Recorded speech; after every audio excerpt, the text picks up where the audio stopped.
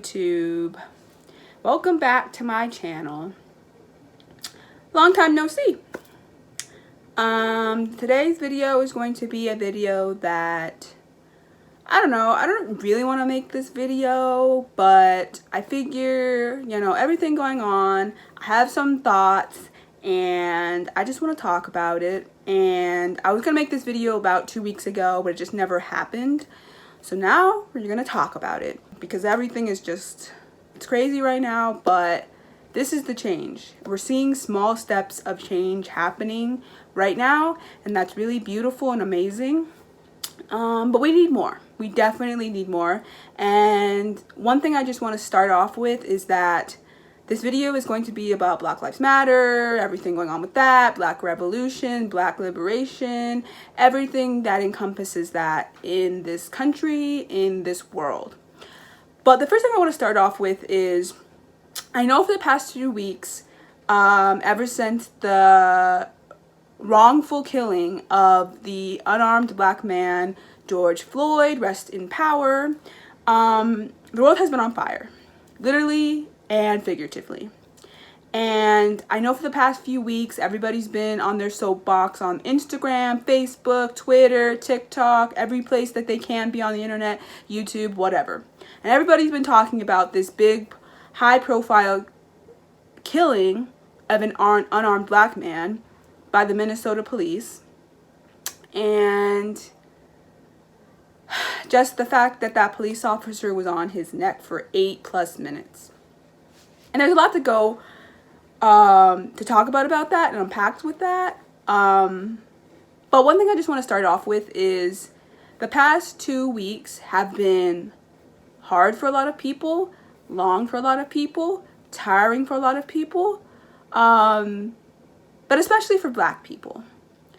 I know it's easy for a lot of our non-Black and especially non-POC allies to think that the work they did for the past 2 weeks, posting things on Instagram, having the hard conversations they've had with their family members and getting them to really realize that Black lives do matter, and just, reading an article here or there and signing some petitions and maybe donating, that their work is done. That they don't have to really think about this anymore until the next unarmed Black man, Black woman, Black child, Black trans person is killed. And that should not be the cycle. I'm going to tell you that right now. That should not be the cycle. What we're trying to do right now is end the fact that Black people in general, all Black people, are dying disproportionately by the police and white supremacists, which go hand in hand. And I don't want people to think that them doing the work, and they're not even doing like the full work. Yes, posting on Instagram is cool. It's great. Raises awareness. And donating, great. We need it. The wealth gap in this country and the wealth gap in this world, disgusting, despicable. Because while we're trying to get rid of white supremacy and fighting the police system, the corrupt police system, we are also fighting capitalism, which, as we know, capitalism harms all. It doesn't matter your race. It doesn't matter your gender. It doesn't matter your sex. It doesn't matter who you are, your religion, whatever, your culture, whatever. Capitalism hits all of us. So while we are trying to get rid of white supremacy, we are also trying to get rid of capitalism, because that's probably the biggest factor that goes into why white supremacy and racism is such a prevalent thing throughout this country and the world. So I just want you to remember that the work is far from over. To fully eradicate this world of white supremacy and capitalism, we have to keep going. And beyond our phones, beyond our computer screens, beyond this thing we call social media and the internet, we have to go deeper. Thank you to all the freedom fighters, the protesters, the marchers, the ralliers. Thank you to all of you who are on the front lines all the time, giving your hearts out on the streets to combat this, because this is a real thing. This isn't just some cute trend that was trending on social media for about 2 weeks. And now, oh, the officers are in jail, even though one of the officers is actually out on bail right now. Yeah. And you know, the original officer had his knee on George Floyd's neck for 8+ minutes.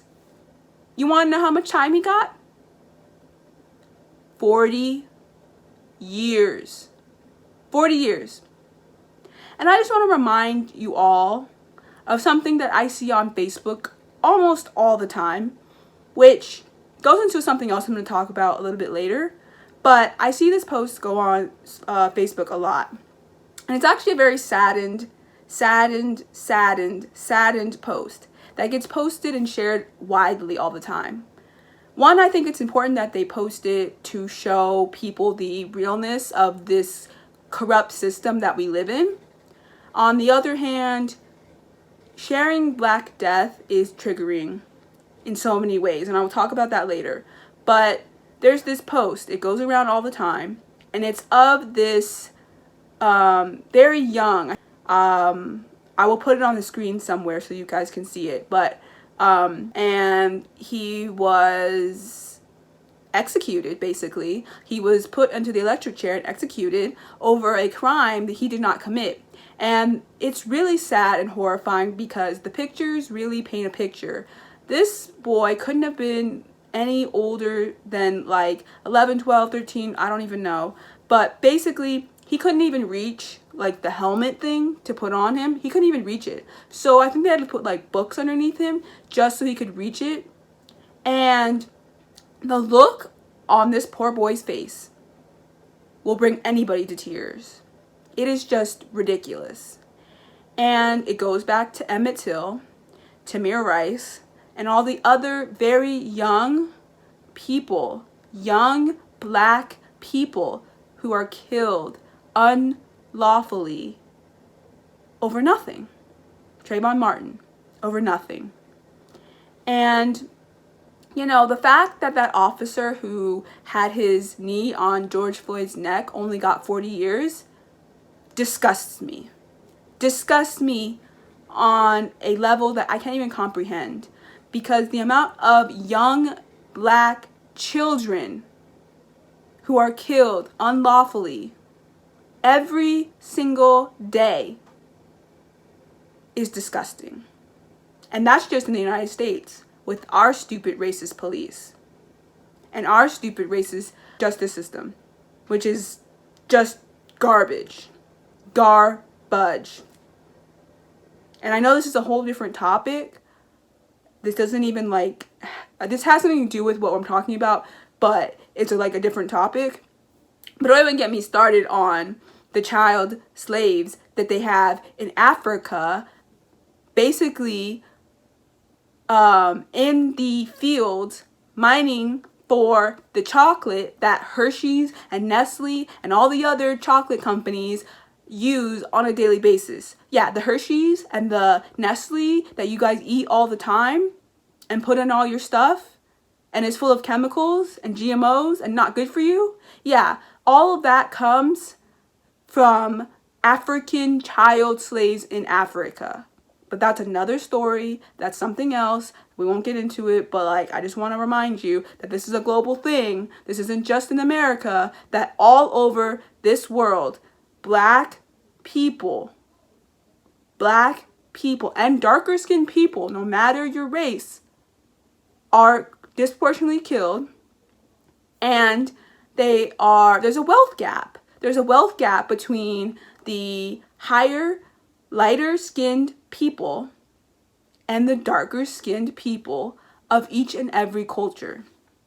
I've seen it, you know? And it's just, it makes me so mad.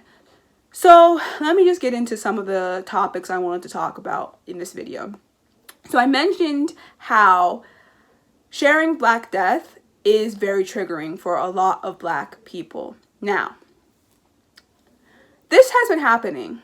the thing that happened with George Floyd isn't just this one isolated incident, and it isn't just the incidents that have been happening in the 2010s, and this isn't an incident that has been happening since the 90s, and this isn't an incident that has been happening since the 60s.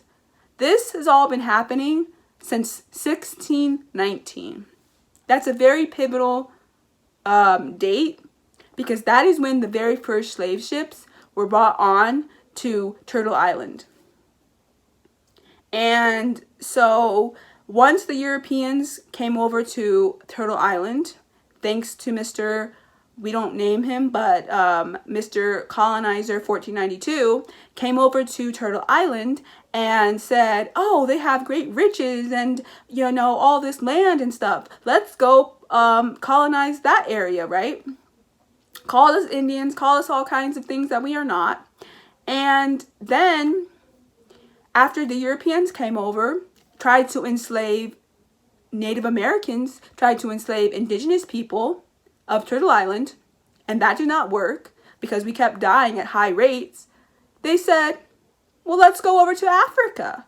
Because apparently in Africa, they have all these skilled labored workers. They have all these really, really smart, really, really highly educated people who are over there who are just wonders and way smarter than, you know, any of us ever, right? And they're doing incredible things over there. Let's go trick them. Let's go tell their kings and queens that we'll give you all of what we have, all of this, you know, great stuff that we have in exchange for your most skilled and labored and smart workers. And you know what happened? The kings and queens sold them off. Now, I know that's a whole nother topic, but that is what happened. So, because, you know, as much as, yes, the kings and queens of Africa and the elite people of Africa did sell the black people, my ancestors, who are, you know, I'm a descendant of slaves, so my ancestors were, yes, sold down the river by black kings and queens and elite people. Yes, that is true. But what the African kings and queens and all these people did not know is that, yes, they were selling away their most skilled laborers and their smartest people off to be slaves for 400 years. What they didn't know is that that was going to come back to bite them, and that the colonizer was going to come into their own territory in Africa and come mess everything up, i.e. apartheid, i.e. what's going on right now, and corrupting these, you know, people over there and making it so that there's so much corruption in Africa going on right now. It's ridiculous. Again, I'm digress. Part of the story though. So after they couldn't get the indigenous people to be slaves because they were dying at a high rate, they said, let me go over to Africa and take these skilled workers and smart people and bring them over to Turtle Island. So since 1619, this has been going on. So this whole George Floyd thing, Breonna Taylor, Ahmaud Arbery, all of these people, rest in power to my powerful brothers and sisters, relatives. You did not deserve to die. But this is not just right now. This is not just in the 2010s, the 90s, or the 60s. This has been happening since 1619. And I really need you guys to get that through your head. 1619. 400, and this year it's 401. So we've been dealing with this for 401 years. 401 years. I want you to really think about that. 401 years. Okay? Slavery. Jim Crow. We had our civil rights movement and things got a little bit better. But then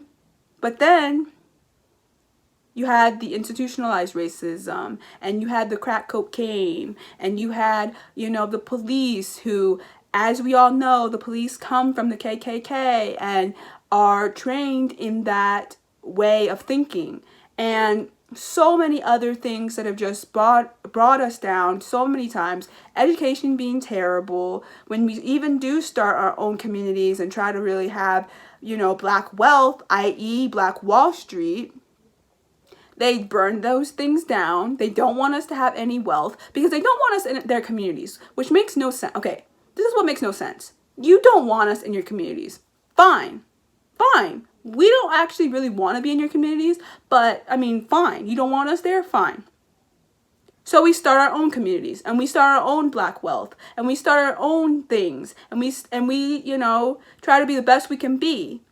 And what do? You burn it down. So what do you really want? Because you don't want us to have any Black wealth. You don't want us to have anything that actually means anything to us, and we are striving in our lives, but you just want us to be just oppressed forever. And that's just not going to happen. That's not going to fly. We are not about that life, especially in 2020. Something I have seen throughout these protests, throughout these direct actions and rallies and things, is that Gen Z is on y'all's neck. No pun intended at all. Gen Z is about that life, okay? Gen Z is coming for you. Like, they're not playing. They are not playing. And I loved it so much. Okay? So many other generations have tried. So many others. But there's been roadblocks every single time. Every single time there have been roadblocks. And this generation it seems like, they're, not to say that they're more organized because of the internet and everything, but like, they're on it on a level that I just didn't expect. And I'm just like, good job, y'all. Y'all are really doing it. Y'all are really, and it's not even just Black people. It's all kinds, and I love it. I love it so much. I love it so much. Thank you so much to Gen Z and millennials who are out there getting it together, getting these folks in shape, in line. Check your people, and I love it. But it doesn't stop at 2 weeks. And I just want everybody to know that. This does not stop in 2 weeks because to be Black in this country, to be Black in this world, to be dark-skinned in this world is an everyday thing for every single Black person to every single dark-skinned person in this world. We have to fight this on a daily basis. Some of us more than others, but we all have to deal with it. And it's not fair. It's not fair that we have to deal with this on a disproportionate rate than any other culture ever. And it's not fair. Because although there are other people of color, indigenous people who are being oppressed at similar rates and going through similar things that we are, there are also indigenous communities, especially in Turtle Island, and Latinx and Asian and Indian and Middle Eastern and so many other cultures besides white people, which we already know about. So, yes, dealing with white people, white supremacy, it's a thing. It oppresses all of us. But those communities really need to step up to the plate. I know that there are a lot of Gen Z and millennial people from those communities who are not about that life, who value Blackness and who understand it in a healthy way that is bringing more joy, bringing more allyship than harm. But you have to check your grandmas, your grandpas, your aunties, some cousins, whatever. You have to check them. If they are from a older generation, you have got to check them. Because a lot of them do have anti-Black racist sentiments that they feel in their hearts. Okay? Because let's be honest, we all know that if a Latin person came home tomorrow and they brought a dark-skinned Afro-Latino, Afro-Latinx person, brought them home, whatever, and they brought them home to their parents, we know in a heartbeat that some in that community would totally take you aside and be like, daughter or son, what are you doing? Your children are going to be dark. Your future, what are you doing? Darkness, black, negra. Like it's something so terrible. Like, it's something that's just, like, black, the floor. Because you guys don't value us. And it's in almost every single community on this planet. Don't even get me started on indigenous communities, because I am part indigenous. And it breaks my heart when I have to hear about indigenous tribes not valuing blackness, not letting those who are descendants of those black indigenous ancestors who are part of the tribe, and you will not let them be a part of the tribe now because you want to have an image that shows that your tribe is more light-skinned than dark-skinned, because you want to suck up to the colonizer, because you don't want to have it as bad, even though you should be in solidarity with us because we are better in numbers than we are divided. But you want to suck up to the colonizer, and you just want to be like, no, we're light. It's fine. There's no blackness here. Don't worry. We're not like them. Don't worry. We're not like them. And that is what a lot of people from other countries seem to think about black people in this country. They're like, no. The whole model immigrant type mentality, where they look at Asian people or, Indian people or whatever, and they'll be like, yeah, but, they are really smart, and they come from these, they're doctors and they're lawyers, and they come from these families and whatever, and they had it bad from their country, but then they came to America, and now they have a really great life, and they're doing all these things that are amazing, and so why can't you black people do the same thing? And then those people that they're talking about will go, yeah, I don't understand. Black people just like to complain, and they don't even know. Yeah, I was in a whole genocide in my country, but I came over here and I'm doing great. Why can't black people just get it together? Come on. Hello. If it wasn't for black people, black American people, you wouldn't even be over here. You would not be over here, okay? If it was not for our ancestor, Dr. Martin Luther King Jr., okay, the civil rights movement is happening. 1964, and getting all these civil rights bills in there, right? But inside of that is, he puts this little clause, right? Making it okay for people from outside of this country to be able to come into this country and have the rights that they do. And then y'all come into this country and y'all don't care about us.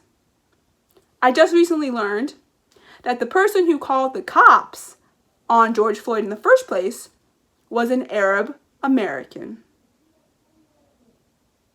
And I also learned that one of the cops who was basically protecting the cop whose knee was on George Floyd's neck was Asian American.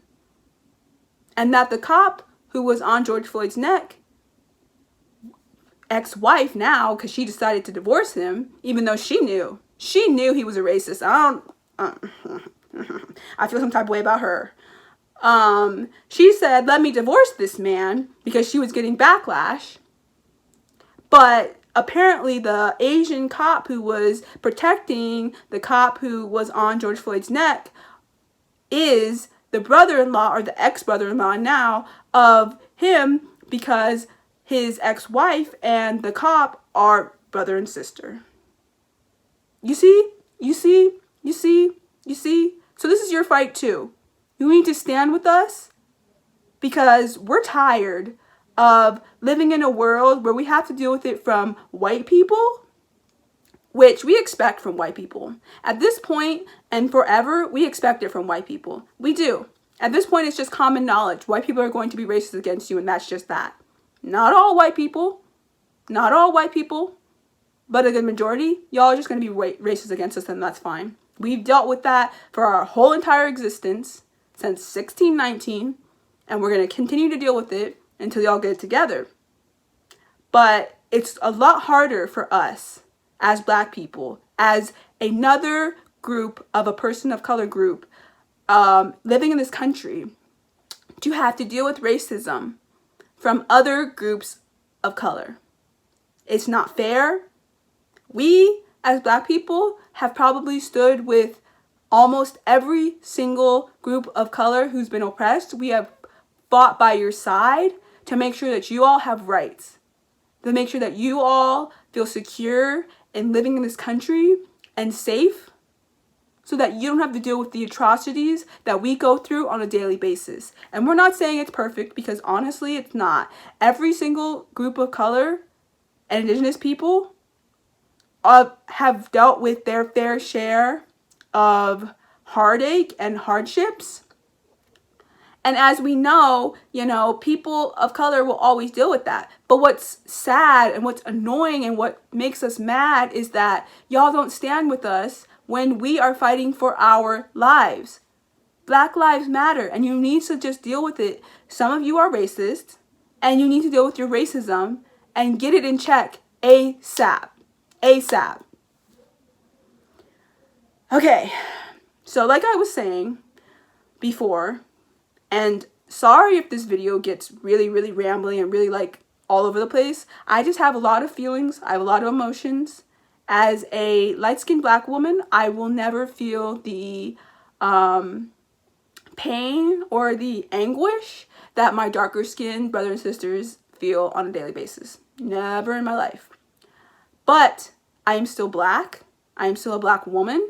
And I will continue to stand up for darker-skinned Black people, regardless of gender, regardless of sex. So that includes my trans brothers and sisters too. I will continue to stand up for every single one of you guys forever, because I have this light skin privilege. I will continue to stand, because this is on my dad. This is on my niece. This is on my aunt and uncle and my cousins and all the ones that I know are darker than me, darker skinned. This is on y'all, because I will never go a day where I don't fight for you and your life. Okay?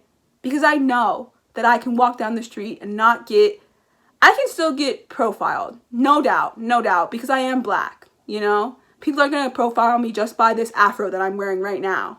But at the same time, I will never ever get racially profiled the way that they will, because I have light skin privilege.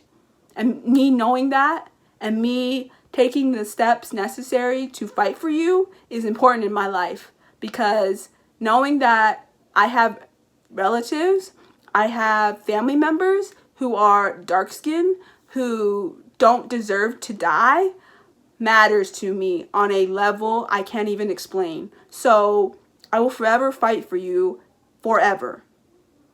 Okay? So just know that I will never stop fighting, no matter what. I will never take my light skin privilege and just walk away, because I know too many light-skinned people and people of mixed race who just, well, I'm light-skinned, so I don't really have to deal with this issue. This is not my issue, so sorry. I can't do that. I will never do that. I cannot do that. And I stand in solidarity with you 100%. So back to what I was saying. I know this is all random, but it's just my thoughts. Black Death.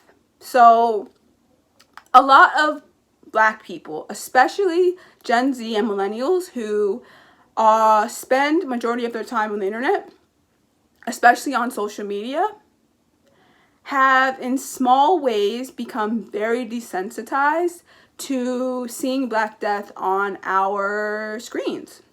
And it's actually really, really messed up, because up until around 2012, and there was videos before that, of course. And of course there was a Rodney King, that happened in 92, and that was really big, and that was one of the first on record videos showing the police beating a Black man and killing a Black man.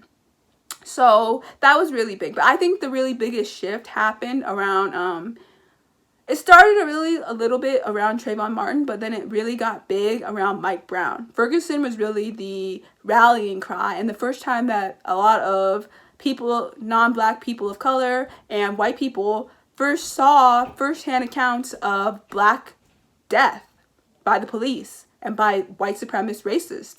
And yeah, for a lot of you, I know that you share these graphic videos of Black death, graphic photos of Black death. I know you're sharing them because you want to educate other white people and other people, non-black people of color. And I understand that and I respect that. But at the same time, you have to know that those things are super triggering to us, because that could be our mom, our dad, our sisters, our brothers, our cousins, our aunts, our uncles, our grandmother or grandfather, whatever. It could be any of our family members, any of our friends, anybody that we know who is black.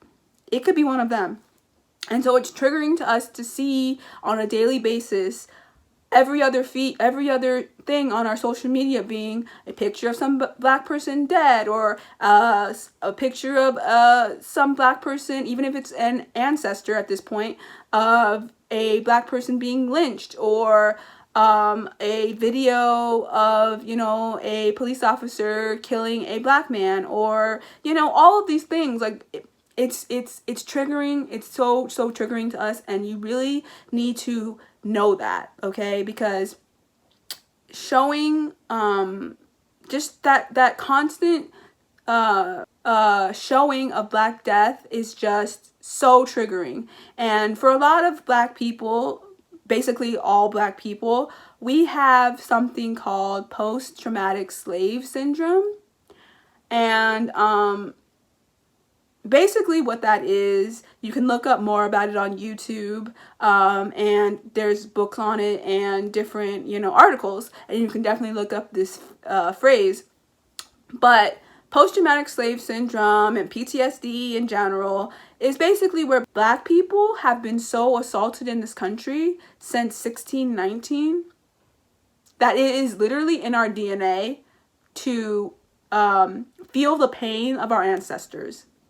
And so because a lot of our Black people haven't gotten the proper help with a lot of their internal issues that they go through, it makes it so that every little thing out there, whether it's a police killing of a Black man or a Black woman or a Black child, whether it's, you know, so many things, you know, it will trigger us because, you know, our ancestors are still living through us, and they didn't even get to deal with all of the things that they've had to deal with and the traumatic things that have dealt with, you know? Like, slavery in itself is just so much to unpack and so much to deal with that we still live with that trauma in our bones, in our spirits, in our bodies, even in 2020, because it is just such a traumatic thing, and none of our ancestors got the help that they needed to deal with that traumatic time. You know what I mean? A lot of them tried to do it through religion, and a lot of them tried to do it by just forgetting, and they couldn't do it. It just wouldn't work because, you know, generations upon generations upon generations upon generations upon generations have just held all of this tension and anger and misguided. I don't want to call it misguided. It's definitely guided in the right direction, but it's hard to just not deal with all of these things. 400 years, this year, 401 years of oppression and having to just build up a thick skin against everything. So when your Black friend, let's say that you are a white person and you have a Black friend and you say something that is totally ignorant, but you don't really mean anything by it. But your Black friend kind of gives you this look or kind of gets a little irritated, and you're like, dude, what's the big deal? You don't understand what these things mean to us, even in the smallest forms, because it's triggering, because we have deep-seated PTSD from 401 years of oppression in this country, and it's not going away anytime soon. And we're trying to break the chains of having to deal with all of this anger and having to deal with all of these feelings that we have to deal with. But like, when people get pissed off and they're in the streets and they're looting and rioting and they're protesting over things like this, it's not because, yes, it is because we are pissed off that another Black life is taken away in a manner that is just unjust and ridiculous. But at the same time, for a lot of us, it isn't even just that one person. It is so many countless names that have never been named, and we don't even know their names. From 1619 to 2020, we have had so much Black death happen on the shores of this country, on the land of this country. So many of our ancestors' blood is just running rampant on the land of this country. And it's just hard. It's hard to deal with. So when you see Black people going out and mind you, that a lot of the looting and rioting wasn't even happening by Black people, mind you. It was happening by undercover cops and crazy anarchist white kids. Just remember that. But anyways, if a Black person did start, looting and rioting and whatever, that's their right. That's their right. Nobody cares if Target got looted. Nobody cares, okay? Nobody cares about capitalistic Target, capitalistic Walmart. No one cares, okay? And it's their right to go into that store and steal some J's. It's their right to go into that store and steal a TV. It is their right to go into that store and get themselves a new phone, okay? Because if you even looked at the fact that the wealth gap in this country is astronomically ridiculous, and it's all based on race. It is all based on race. So you can say whatever you want about the looters and the rioters and how, oh my gosh, this movement was supposed to be peaceful, but now it's a bunch of looters and rioters. First of all, look in the mirror and ask your son, were you out there looting and rioting, son? And he'll probably tell you yes, because he was like, yeah, I just wanted to get my white anchor out. And I just messed everything up for the Black people, because I went into their communities and I busted down some doors and some windows because, my white privilege, and the police didn't even do anything about it. And then the Black people got blamed. And you want to know the worst thing about it is that they already live in disproportionate communities that have no money. So I just went and made it worse. Yeah. And it's like, no, that is not okay. But if you guys do it, and a Black person decides to go into that store and steal a TV and steal a new phone and steal some J's, that is their right. That is their right. That is their right. Because Black people are the most essential workers on this land. Black people and Indigenous people are the two most essential workers on this land. 100%. 100%. One since 1619, one since 1492, and they are the most essential workers on this land. Okay? Of course, Indigenous people did it before 1492, but in a different way. But in this capitalistic society, 1492 for Indigenous people and 1619 for Black people. Okay? And we're tired. We're tired. Listen to me carefully. We are tired.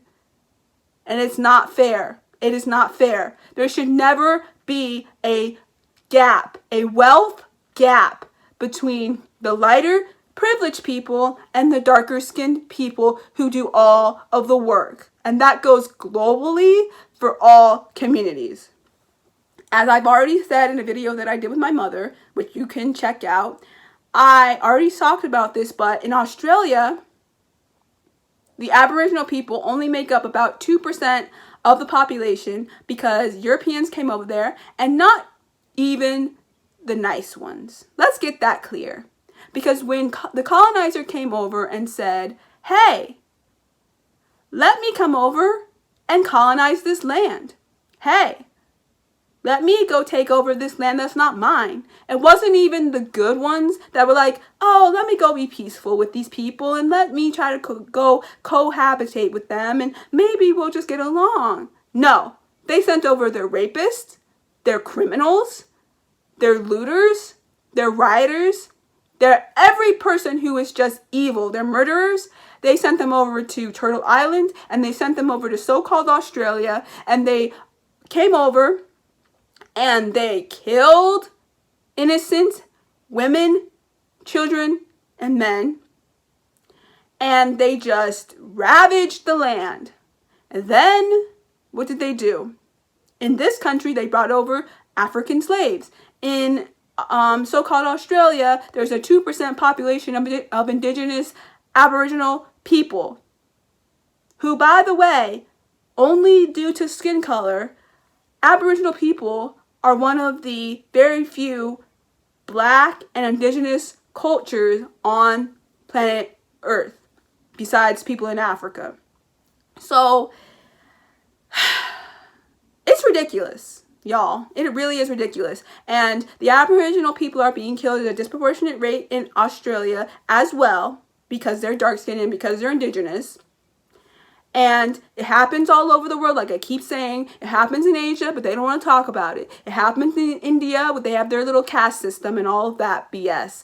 You know, it happens in Central and South America as well. I remember back in, I don't even remember when it was. I think it was like 2015 or 2016. I don't really remember. But I remember that the Black people in the Dominican Republic were being kicked out. It was like a racial purge. They're being kicked out of the Dominican Republic and made to go back to Haiti because they were dark-skinned. It happens in every sector of this world, and we are tired. We're tired. And so you're either going to value Blackness or you're going to keep getting pushed more and more and more until you value our Black lives, okay? Okay? Value us. And like we keep saying, you are so lucky that all we want is equal rights and not revenge. Because, honey, that would be a whole nother story. So, where do we go from here? So like I said, the past 2 weeks, great, wonderful. I love it. Love to see it. I love it. But we need more. We need a lot more. This is going to take years. This is going to take time. This is going to take a lot of time. But you need to be on the right side and be there for us, okay? I know that a lot of people have been doing a lot of posting just because it's a trend on social media. And yes, a lot of what you're doing is helping. But I do not want next week for this trend to be over and y'all think you did something, which maybe y'all did. Cool, great. But there are still going to be Black people in this country and all over the world who are still going to be disproportionately killed by the police. There are still going to be Black people in this world and this country who are still going to have to deal with the wealth gap. There are still going to be Black people in this country and in this world who cannot get a job, who are homeless, terrible education, terrible food, living in food deserts, disproportionately going to jail, school to prison pipeline. So many issues, right? So many issues, housing, everything, so many issues, right? And we have to be fighting for all of these things on a daily basis. So what I'm saying to all of you is that use your skills. Use your skills.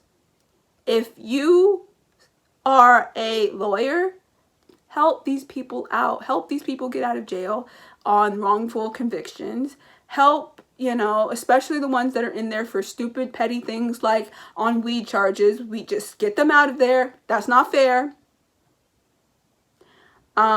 If you are a doctor, help them. Help them get health care. Help them by using your voice to help get health care for Black and brown and indigenous communities, because they need it desperately. Especially during these uncertain COVID-19 times. They need it. They need it. And you guys, do things for free for us. Help us out, okay? A lot of us do not have health care. It is very hard to get health care in this country, especially when you're a person of color, especially when you're Black. And so it would be really great if a lot of you doctors would do us a solid and just help us out. You know, I know y'all got to get paid and stuff, but a lot of you have money like that because you guys are getting rich off of a lot of wealthy people who go to your doctor and they make you pay $1,000 just for one checkup, and it's ridiculous and it's sick. But y'all have the money, so you really don't need to be getting off on making poor brown and Black and indigenous people have to pay that much money to get a checkup, right? So what would be great is if you use your skills to do something great and just gave us a checkup for free so that we can know whether, you know, whatever, you know, you never know, like just go to the doctor so we know what's going on in our bodies, because a lot of us don't know that because we haven't been to the doctor in forever because we don't have health care, and it's ridiculous. And we can't afford these things, you know? You know, if you're a farmer, if you're a gardener, use your veggies and go and spread that wealth and spread that, distribute veggies to disproportionate communities and make sure that they have the veggies and food that they need, because a lot of Black communities, they live in food deserts, and it's ridiculous, and, are getting high blood pressure and diabetes because all they eat are chips and high fructose corn syrup and candy and all of these terrible things, and are not getting the right nutrition. If you're into science and stuff like that, and you're into the environment, go make sure that these rivers and these waterfronts and these reservoirs are not polluted with pollution, so that when these communities that cannot afford to go to grocery stores and go to these rivers and these waterways to go catch their fish, that their fish are not polluted. Do the things that you are passionate about, but do them to make a difference in this world. Okay, that's the biggest way you can start. That is the biggest way you can start. Also, buy Black owned. Stop giving your money to these big conglomerates that could give to about you and about Black people. Don't do it. Don't do it. You can probably get something even more unique and more special from a small Black owned business. And it would be worth it to buy from them because, again, the wealth gap is astronomical. Keep signing petitions. Keep looking at who is being elected in your counties, in your states, in your cities, and putting pressure on their necks to make changes in the laws of these states and these cities and these city councils and Congress and all these things, And come November, I know we all hate Joe Biden, or at least I personally hate Joe Biden. I don't think he's a good member. I don't think he cares that much about the Black community. I don't think he cares that much about people of color in general. I do not think he has the best interests of this country in mind. But at this point, it is a less of two evils, and we cannot deal with another 4 years of the orange Cheeto. We just can't. So I'm going to need all of you to not do what you did 4 years ago and to just really suck it up and vote for him, because anything is better than Trump. Anything is better than Trump. Okay? We cannot do this again. We cannot do this again. And to all my people who really think this ends after Trump is out of office, like everything will just go back to beautiful blue skies, the world is cured of racism and peace in the Middle East and no more hunger and everybody has a house to live in. No, that is a fantasy that all of you need to wake up from, because that is not what's going to happen. This is going to take so much time, because it's not just Black Lives Matter. Right now, it is Black Lives Matter because Black Lives Matter. But there are so many different issues going on in this world that are hurting people, hurting the environment, hurting Mother Earth, hurting every aspect of living life on this planet. And if we don't stop doing the things that we are doing to bring devastation to the world, we're just going to keep continuing this cycle until we end up like Wall-E. And it's sad, but it's true, okay? I talk about Wall-E all the time, but Wall-E is a real example, bruh. Wall-E is a real example of what the world can turn into if we don't get it together. And as I've said, the earth can take care of herself. She is strong and she is resilient. She can take care of herself. But we as humans need to get it together now. Now. So right now we're starting with the racial issue, which needs to end ASAP. Okay? ASAP. Defund the police. Defund the police. ASAP. ASAP. Once we get done with this racial issue, which is not just defunding the police, it's a lot more than that. Look it up. I will leave links and resources in the description box. Please look it up. Please do your research. Please act like you know.